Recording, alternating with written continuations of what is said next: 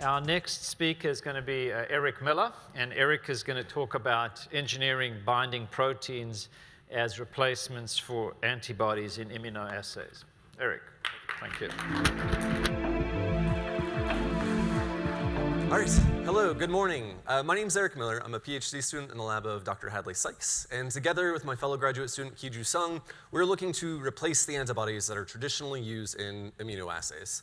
So to kind of orient us, the traditional form of the immunoassay that we might have encountered before is the pregnancy test.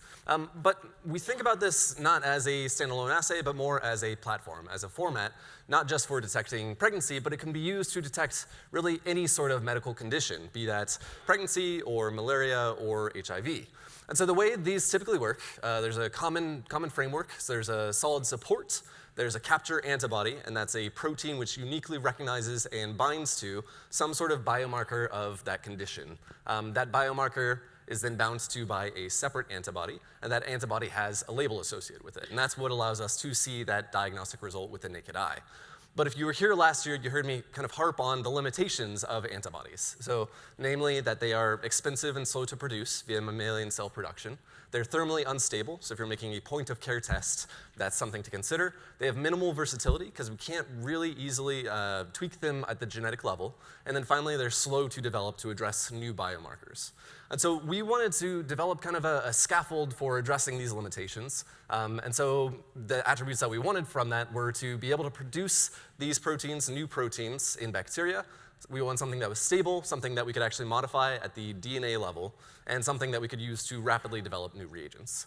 And so we said, throw the baby out with the bathwater, get rid of antibodies altogether, let's actually make a new binding scaffold altogether. And we specifically wanted to look here in hot springs, because we said maybe there are bacteria that live there that produce a thermally stable protein that's small enough that we can actually manipulate it and we can use to develop reagents. So that protein is called SS07D. And what we really like about this is it has this really well-defined structure. So it has a binding face in red, and then a compact core in green. And that compact core is actually what yields the thermal stability of this protein up to about 98 degrees Celsius. And because that binding face points outwards, we can actually swap it in and out in kind of a plug-and-play fashion, giving this general scaffold kind of new recognition capabilities.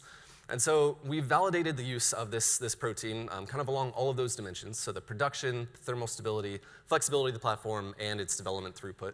And so in terms of production, we found that using this protein, we can make about 170,000 tests worth of material in 24 hours at a cost of about a penny for 50 tests. And that's really without putting our gas pedal down at all in about a 500 milliliter flask. Additionally, we found these proteins are about 275 times more stable than traditional antibodies. We've also found, because they're about a 15th the size of antibodies, we can manipulate them genetically so we can fuse them to other functional proteins for added function. And lastly, we've developed about 10 different binders against various protein targets in our lab based on this common scaffold. So those are sort of attributes of this as a protein, but in terms of its application diagnostic tests, we also have additional value propositions. So for any diagnostic tests, you need to be able to put a lot of your protein down on the surface in order to capture all of your diagnostic biomarker that's floating around. And so we found that we can do so by actually fusing our binding protein to a functional variant that anchors it to the substrate. So in the context of a paper-based test, if you actually fuse it to a cellulose binding domain, you can not only manufacture these tests very quickly, about a 99.3% reduction over our previous manufacturing time, but you can actually put so much protein down on the surface that you completely deplete the biomarker from a patient sample, boosting your sensitivity by about 150 times. So that's one vignette. We wanted to validate that these proteins could be used on the detection side, and that we could sensitively note when we are actually having a binding interaction. And we found that we can actually fuse these proteins to a tag that allows us to label them in vivo in the bacteria themselves, so there's no additional hands-on step from us. And by introducing a spacer in between that tag and our protein, we can retain its function and improve sensitivity by about 17-fold. Lastly, for any sort of diagnostic test, you need two separate binders that interact simultaneously with the same biomarker.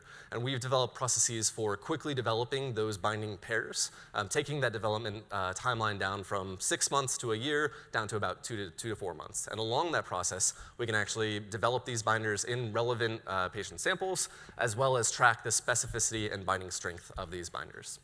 So this is sort of our technical roadmap over the course of the last 5 years, documented in papers that we've published. But more importantly for us, we're actually focused now on translating this. So post-graduation in June, we'll be looking to incorporate and actually start clinical pilots around one of our diagnostic tests that we've developed.